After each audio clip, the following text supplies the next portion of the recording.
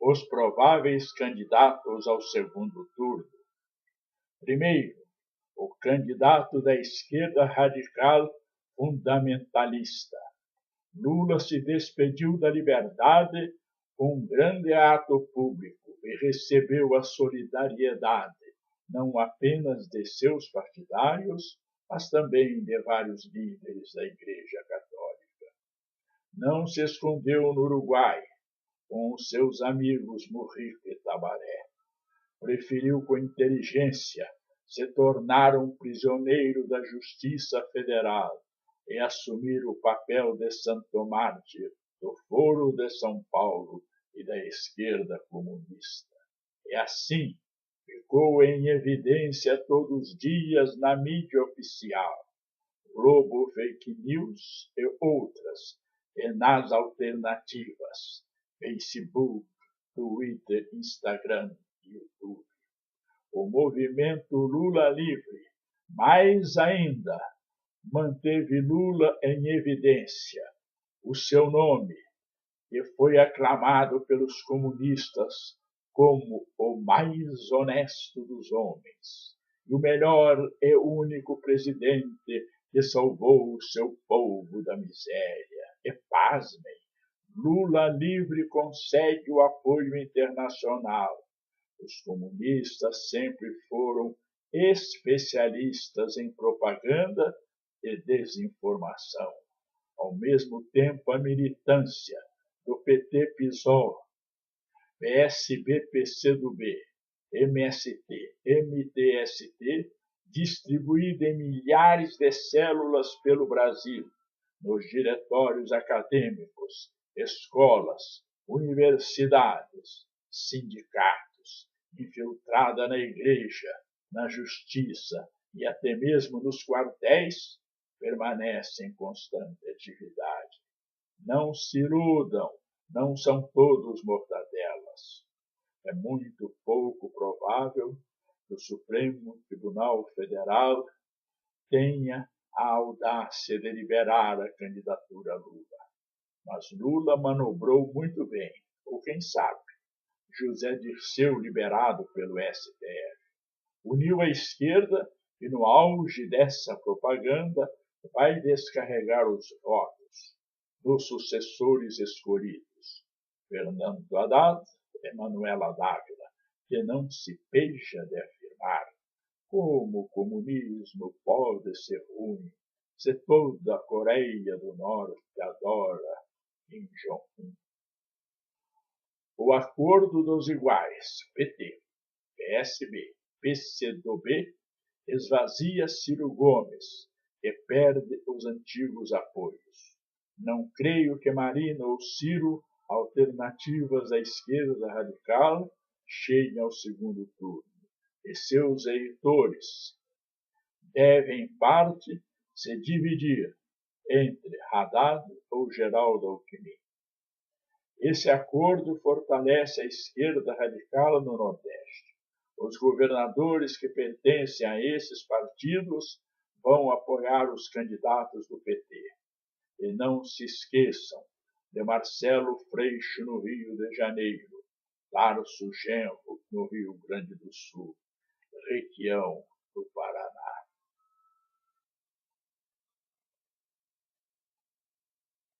Não pretendo analisar o programa do PT. Vários próceres da direita já fazem essa análise. A vitória da esquerda radical vai conduzir o Brasil para uma cruel ditadura bolivariana. E se depender de seus líderes, ideólogos e professores, o Brasil verá a expropriação de todas as propriedades e a matança dos opositores, que tais revolucionários chamam de burgueses ou gusanos. O fuzilamento com bom paredão, uma boa espingarda, uma boa bala e depois uma boa enxada e uma boa cova. Palavras de Mauro Iazzi, comunista de carteirinha, ideólogo da destruição. No espaço de poucos meses, A ditadura e as suas consequências poderão ser vistas, se a esquerda radical vencer as eleições. Não subestime, a esquerda não está morta. Seus candidatos podem chegar ao segundo turno. Segundo, o candidato da esquerda socialista fabiana, que se diz moderada e a grande mídia disfarça com o nome de Centrão. Entre os seus possíveis vários nomes, como Henrique Meirelles ou Álvaro Dias, já escolheram Geraldo Alckmin.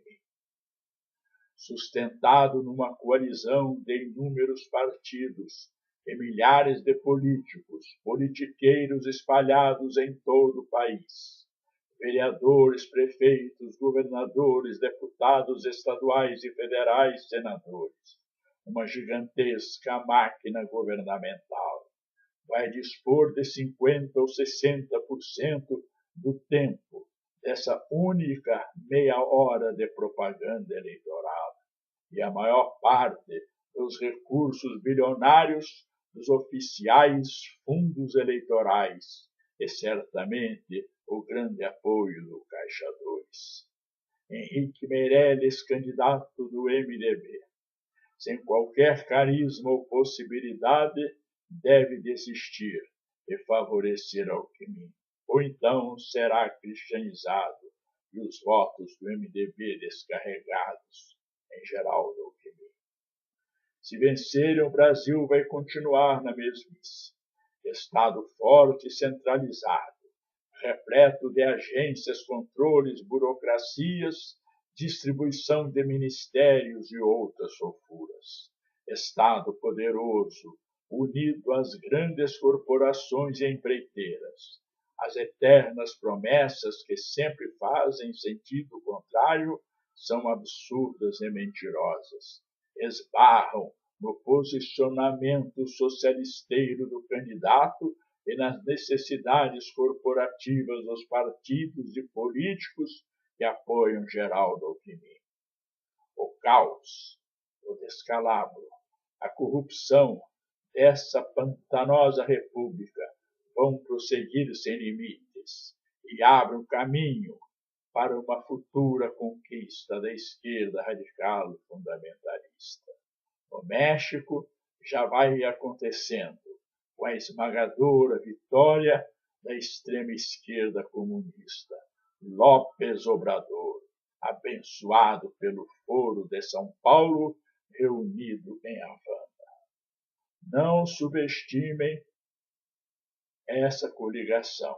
Alckmin pode e deve chegar ao segundo turno. Terceiro, Jair Messias Bolsonaro. Não é propriamente o melhor candidato conservador, mas é o único que temos.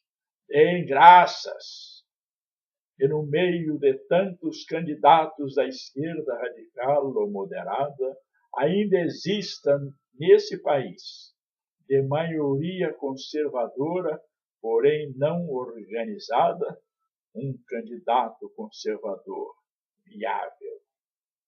Poderia ser muito mais forte se apresentasse um programa mínimo, nitidamente conservador, consistente, facilmente assimilável, sem concessões e apoiado nos valores da cristandade. Por exemplo, todos os demais candidatos, de uma forma ou outra, apoiam o aborto, mas nós somos contra. Todos os demais candidatos apoiam o gaysmo em todas as escolas, desde a mais tenra infância e ideologia de gênero, mas nós somos contra. E assim por diante.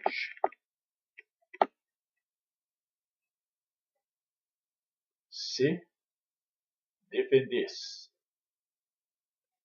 na esfera econômica um programa liberal profundo e radical, não apenas paliativo, esparadrapo em feridas cancerosas. Jair Messias Bolsonaro vai sofrer, aliás, já está sofrendo, a maior campanha difamatória da história do Brasil. não apenas da esquerda fundamentalista ou da esquerda moderada, mas também da grande mídia. Não poupam palavras, despidas de seus significados, sem qualquer significado, e usadas como xingamentos. Nazista, fascista, torturador, estuprador, racista, sionista, homófobo, etc. Lula pode chamar a minejada de meu irmão, elogiar o Ayatollah Khomeini, o Foro de São Paulo, elogiar as Farc, elogiar a prisional ilha cubana, a Venezuela de Chávez Maduro, El Aissam, elogiar Evo Morales e a sua república narco-cocaína, ou a Coreia do Norte. Pode até mesmo, minhas senhoras e meus senhores, admirar Adolf Hitler. A grande mídia se cala e ignora, mas cavam qualquer frase de Bolsonaro no passado que sirva para manter os xingamentos, de tal forma que é preferível nunca mais participar dos debates ou conceder entrevistas. E não esqueçam que a senhora Raquel Dodge solicitou ao Supremo Tribunal Federal a impugnação de Jair Bolsonaro e seu filho Eduardo. Para o país mergulhar no caos absoluto, só falta o Supremo Tribunal Federal liberar Lula e impedir Bolsonaro. Senhoras e senhores conservadores, votem Bolsonaro, mesmo que não gostem. Vençam seus escrúpulos se necessários, mas votem Bolsonaro. Votar em candidatos não viáveis pode colocar a esquerda radical no segundo turno e, quem sabe, vencer as eleições. Cuidado com excesso de otimismo. De qualquer forma, Bolsonaro tem capacidade para estar presente no segundo turno. Na minha visão, são esses os candidatos viáveis para a presidência dessa nefasta república. Se o segundo turno for disputado entre Bolsonaro e Alckmin, a esquerda fundamentalista se obrigará ao voto em Alckmin pelo pavor que tem de Bolsonaro. E numa final entre Haddad e Alckmin, teríamos de votar em Alckmin para impedir a vitória comunista e ganhar tempo para a criação de um poderoso partido conservador ou restaurador. E agora a hipótese do segundo turno entre Bolsonaro e Haddad. Eis o horror. Fernando Henrique Cardoso. Vanitatis delirium. Delírio da vaidade. Vaidade das vaidades, recomenda a união PT-PSDB no segundo turno. Os socialisteiros de todas as vertentes se entendem. Estão apavorados com Bolsonaro e Fernando Henrique Cardoso não vai trepidar no apoio à ditadura comunista. Ditadura que um dia vai eliminar FHC e seus asseclas. Não existem alternativas. Lutem em todos os rincões do Brasil. Lutem de cidade em cidade, de bairro em bairro, de rua em rua, de casa em casa. Se organizem, que a militância conservadora impeça a ditadura bolivariana comunista. Travem o bom combate. Lutem e votem com Bolsonaro.